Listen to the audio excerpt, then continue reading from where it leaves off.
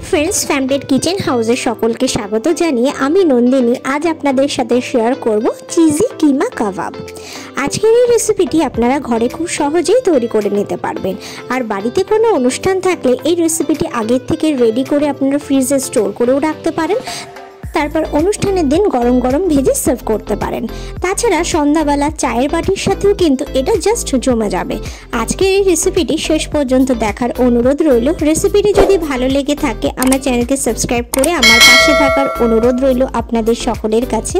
আর পাশে থাকা বেল আইকনটি অনে সেট করে দেবেন যাতে নতুন কোনো রেসিপি আপডেট করলে তার নোটিফিকেশন সবার আগে আপনাদের কাছে পৌঁছে যায়। তাহলে চলুন দেরি না করে ঝটপট শুরু করে দেওয়া যাক আজকের রেসিপি চিজি कीमा कबाब।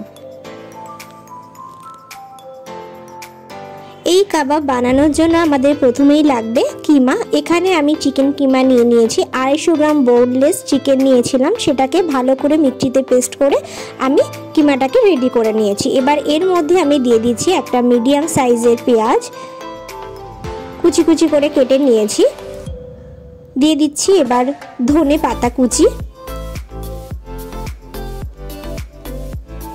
দিয়ে দিচ্ছি 7-8টা মতো গ্রেট করে রাখা রসুন, দিয়ে দিচ্ছি 2টো কাঁচা লঙ্কা কুচি আর 1 ইঞ্চি মতো আদা কুচি, দিয়ে দিচ্ছি 1/2 চামচ ধনের গুঁড়ো, 1 চামচ তন্দুরি মশলা।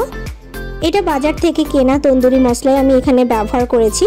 1/2 চামচ গরম মশলার গুঁড়ো, দিয়ে দিচ্ছি স্বাদ অনুযায়ী লবণ,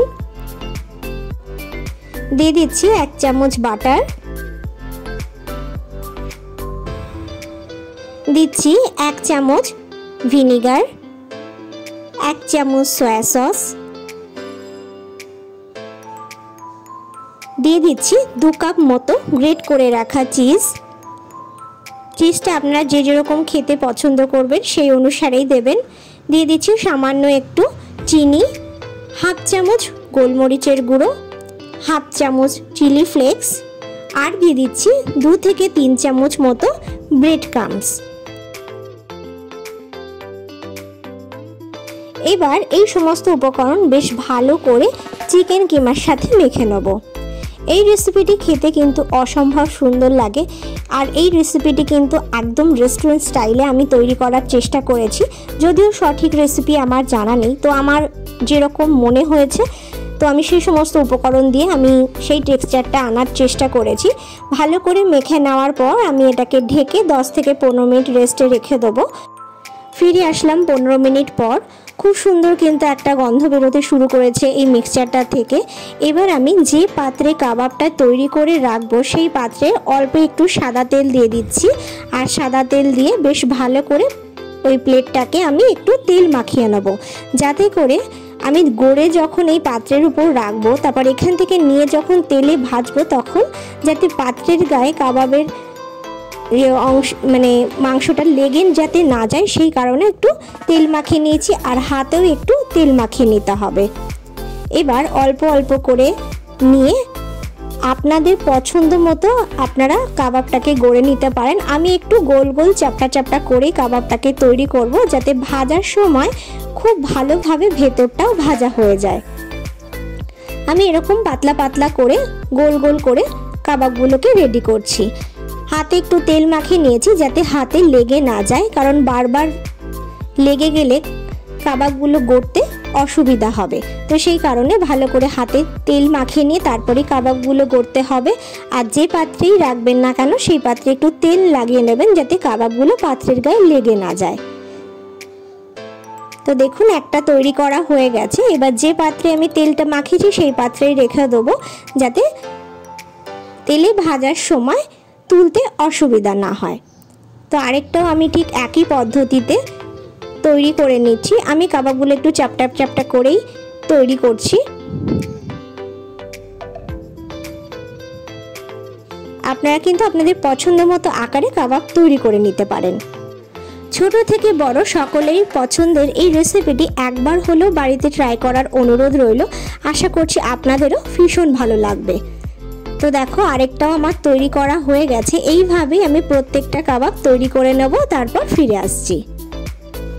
তো দেখো সবগুলো কাবাব তৈরি করে নেওয়া হয়ে গেছে।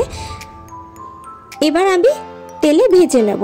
আমি কাবাবগুলো এই কারণেই চ্যাপ্টা করে নিয়েছি, কারণ আমি অল্প তেলে কাবাবগুলো ভাজবো, ডুবো তেলে কিন্তু কাবাবগুলো একদমই ভাজবো না। তো সেই কারণে প্যানটাকে বেশ ভালোভাবে গরম করে অল্প একটু সাদা তেল দিয়ে দিলাম প্যানের মধ্যে। এবার তেলটাকে বেশ ভালো করে গরম করে নেব।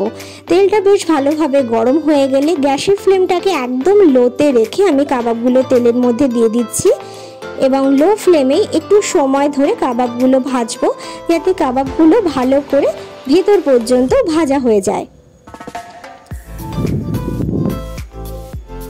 আমি একটু সরিয়ে সরিয়ে নিচ্ছি যাতে আরও একটা দিতে পারি, সেই কারণে। তো আরেকটাও আমি এখানে দিয়ে দেব।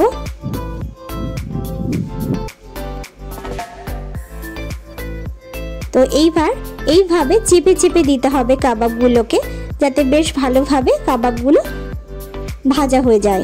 অবশ্যই কিন্তু একদম লো ফ্লেমেই ভাজতে হবে, হাই ফ্লেমে দিলে কাবাবটা কিন্তু খুব তাড়াতাড়ি পুড়ে যাবে আর ভেতর পর্যন্ত কিন্তু ভাজা হবে না। যতটা সম্ভব চ্যাপ্টা করে গড়া যায় ততটা চ্যাপ্টা করেই গড়ার চেষ্টা করবেন। তেলে দেওয়ার পর অলরেডি কিন্তু একটু ফুলে যাবে, যেহেতু চিজ দেওয়া আর বাকি সমস্ত উপকরণ দেওয়া আছে, তো সেই কারণে কিন্তু একটু ফুলে যাবে। তাই যতটা সম্ভব চ্যাপ্টা করে তৈরি করা যায় সেইভাবেই তৈরি করার চেষ্টা করবেন, যদি কম তেলে ভাজতে চান। তো যেহেতু আমি কম তেলে ভাজবো, তো সেই কারণে আমি কাবাবগুলোকে চাপটা চাপটা গোল গোল করেই তৈরি করেছি। তো এক পিঠ ভাজা হয়ে গেছে, এবার আমি উল্টে দিয়েছি। আবারও এইভাবে একটু চেপে চেপে দেবো কাবাবগুলোকে। এইভাবে উল্টে পাল্টে কাবাবগুলোকে বেশ লাল লাল করে আমি ভেজে নেব। গ্যাসের ফ্লেম কিন্তু লোতে রেখে একটু সময় ধরেই কাবাবগুলোকে ভাজতে হবে। তো এইভাবে চেপে দিয়েছি। এবার ওই পিঠটা ভাজা হওয়া পর্যন্ত অপেক্ষা করব, তারপর ওই পিঠ ভাজা হয়ে গেলে আবার উল্টে দেব। এইভাবে উল্টে পাল্টে কাবাবগুলোকে আমি লাল লাল করে ভেজে নেব। তো দেখো কাবাবগুলো কিন্তু একদম ভেজে না হয়ে গেছে। এর থেকে বেশি কিন্তু একদমই ভাজবো না, ভেতরে পুরো একদম ফ্রাই হয়ে গেছে। বাকি কিমাগুলো ঠিক একই পদ্ধতিতে অল্প তেলে লো ফ্লেমে এরকম উল্টে পাল্টে লাল লাল করে ভেজে নেব। চিজি কিমা কাবাব একদমই রেডি। এবার আমি কড়াই থেকে এগুলোকে তুলে নেব সার্ভ করার জন্য। গরম গরম এই কাবাব আপনারা সস আর পেঁয়াজের সাথে সার্ভ করবেন। আমি অলরেডি একটা প্লেটের মধ্যে কুচি করে রাখা পেঁয়াজ আর সস দিয়ে ডেকোরেশন করে রেখেছি, তার মধ্যেই আমি কাবাবগুলোকে সাজিয়ে দিচ্ছি। তো গরম গরম চিজি কিমা কাবাব একদমই রেডি সার্ভের জন্য। আজকের এই রেসিপিটি আপনারা বাড়িতে ঠিক একইভাবে তৈরি করে দেখার অনুরোধ রইল। আশা করছি আপনাদেরও ভীষণ ভালো লাগবে। রেসিপিটি বাড়িতে ঠিক এইভাবে তৈরি করে আমাকে কমেন্ট করে জানাতে ভুলবেন না যে আজকের রেসিপিটি আপনাদের কেমন লাগলো। রেসিপিটি যদি ভালো লেগে থাকে লাইক করবেন, শেয়ার করবেন। সকলে ভালো থাকুন, সুস্থ থাকুন এই কামনা নিয়ে এখানেই শেষ করছি। আবারও ফিরে আসবো নতুন কোনো রেসিপির ভিডিও নিয়ে। ভিডিওটি শেষ পর্যন্ত দেখার জন্য অসংখ্য ধন্যবাদ।